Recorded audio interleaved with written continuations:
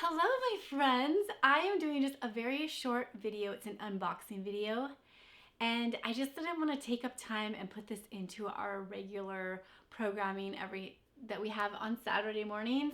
I wanted to unbox our summer box with you.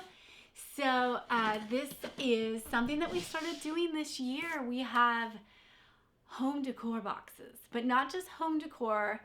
There are 3 very simple DIYs in each of the boxes that goes along with each of the seasons. And so they're very carefully selected. I spend many months working on this and I have lots of samples and do lots of shopping. I kind of think about it every day. And I want to make sure specifically that the DIY projects are not difficult, but they look really good on the end.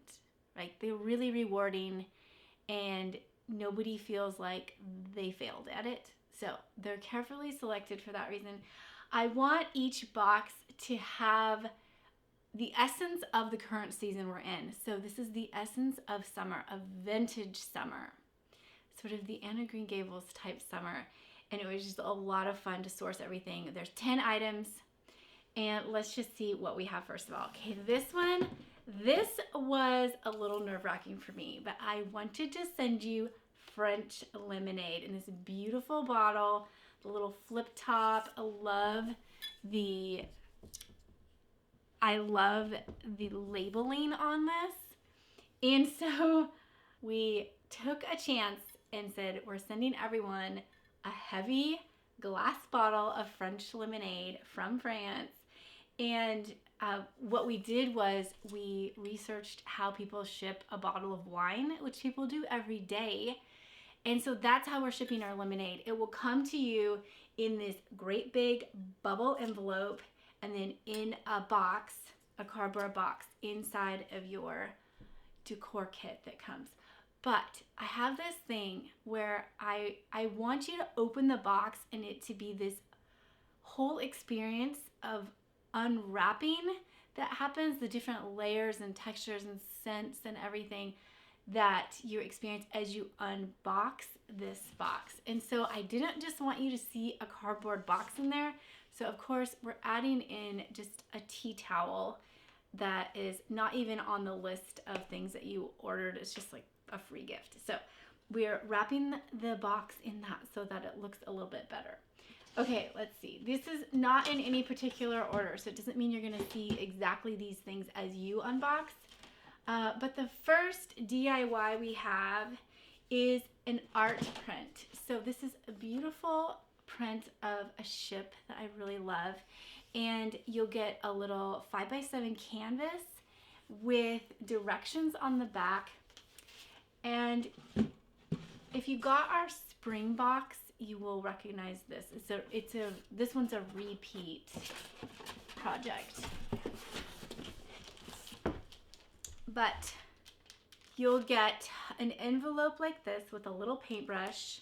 I want you to know that I am so OCD about these boxes that your paintbrush was actually silver. It had a silver band on it and I wanted everything to be gold and coordinated in here. So I literally taped every single paintbrush and spray painted the little band gold so that everything looks the same. You get little containers of Mod Podge. They are labeled. You'll get 2 of these. And of course the directions are on the back of your canvas. And you get a frame, a vintage style frame, and in the end it looks like this. So that's the first thing that you make. And it's the Mod Podge technique that creates a texture and it gives a faux oil painting look to it. It's not exactly like oil painting, but it's a pretty good knockoff. So that's a good little hack to have in your back pocket. All right, then we're adding in some French market bags. And they are tied with a silk ribbon that I hand dyed. This is the She Holds Dearly, the light blue that we love. And so you get like a larger size bag and then a smaller one. This could be like farmer's market and this could be lunch or something. So we had to give you those. Now, actually, I guess I should back up a bit. The first thing you are going to see when you open your box is a poem that I wrote. I didn't just want a table of contents. I wanted something a little more charming to get you in the summer mood. So, for instance, I say, line-dried linens, heaven sent, breathe in sunshine as you sleep. So each item in here has a line that has just sort of some poetry to it, and it's kind of introducing you to what's in the box. So that piece that I just described in the poem is a vintage pillowcase. Now, I sourced high and low, and I collected vintage pillowcases, so I thought I was gonna drop, and I had to deal with any stains that were on there. I had some mending to do. They were all washed in a lavender soap and hung on the clothesline outside my house. So they really do smell like sunshine. Oh, and then I ironed them, of course. I felt like the little hedgehog who does the laundry in the Beatrix Potter books. That's what I felt like. And I didn't hate it. So everyone gets a different pillowcase. Sorry they're not all matching, but that's what you get when you are collecting old things, right? Okay, your second DIY is going to be lavender shortbread. So you'll see themes here like going to the farmer's market or nautical themes or picnic themes, and those are just perfect for summertime. So we have to make some lavender shortbread. Here's the kit. You don't need hardly anything to go with it. You're just gonna need some butter and a pan, and easy peasy. You can do this with kids and they could do it themselves. I thought this would be very sweet for a picnic, and I sourced this ribbon that I love so much. We bought the shortbread, but we had all the ribbon changed to this that we like better. It was purple, so we made it look more the style we wanted. Okay, and then along with that comes a recipe, my favorite recipe for lavender lemonade. So my thought is you can drink your lemonade from your bottle and then make this and replace the lemonade and just use your bottles over. I have these bottles and I bet I've been using them for 10 years. So it can become just a staple in your summer decor, and then you can eat that with your shortbread, maybe if you're on a picnic. I'm also including some hand-tied lavender. So this is the amount that you'll need to make one batch of lavender lemonade. And so hopefully that will be a fun little DIY as well. I am including a book that I wrote a few years ago. It's 52 pages long. It's an ebook format, and it's all about painting, and not just painting anything, but how to get that old world look when you're painting furniture or you're painting rooms in your house.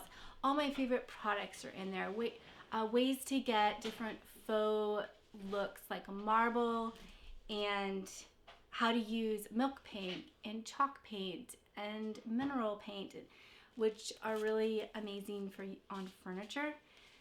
I think I even talk about where to get my favorite places to get knobs and things. So this is a really great piece to have on hand. It's just, I feel like it goes really well with summer, because that's another thing I like to get done in the summer is a lot of DIY, and you can be outside painting and just, listening to the tunes, listening to the birds, and enjoying your summer, having fun with a DIY project.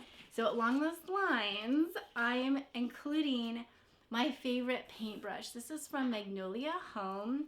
It's a 1.5 inch sash brush, and I just think it's just beautiful in and of itself. But the reason I love this one is because you can see that tip there, the edge. So when you paint, you may already know this, but you hold the paintbrush like a pencil, and then see how you have this angle on this sash brush. So this lets you draw a really straight line if you're working on a piece of furniture or something, and that little point helps you get up into the corners. It's just a perfect little brush. So if I had one brush I would recommend, to have in your DIY stash, it would be this brush. So I am including that for you. And you can look at that ebook and hopefully get some inspiration to get started on a project this summer. Okay, what else do we have? Oh, we have some seeds. This season's is the Pro Cut White Light Sunflowers. So I don't know if you've seen white sunflowers. They are stunning. It's just a very feminine twist on a classic summer flower. So you have about 15 of these seeds. You can get a good little burst of white sunflowers in your yard this year. And we made the seed packets. The flower is watercolored on there. The back is really sweet with the directions and the edging. So we just put a lot of thought into all of the detail, and no detail was off limits or, you know, not important to us. So we have, okay, 2 more things. If you're counting, this would be number 9. I'm including some Jacobsen salt. This is a brand in Oregon, actually, and if you go look at their website, you'll just be really impressed with their style of everything. They just love what they do.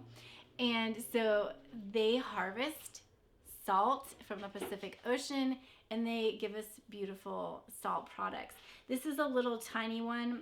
It's a little slider tin, and someone was asking me, is there salt in it? Yes, there is. It's brand new and it has excellent salt in it. I love good salt. I thought this would also be perfect in a picnic. And so I'm including this. We use these at our bespoke design retreat for our French picnics. We always tuck this in our French market bags for the ladies there. And it's just a big hit. People love them because they're so cute. So you're getting one of these as well. And you can just, of course, refill that in the future and use it on and on. And then the last piece is an oyster shell kit. So it's packaged very sweet. I love the ribbon. This is a big one. They're not all quite this huge, but pretty similar. And then you get the little containers like you had in the Mod Podge bag, and you'll use your brush from that project. You'll use it on this one as well.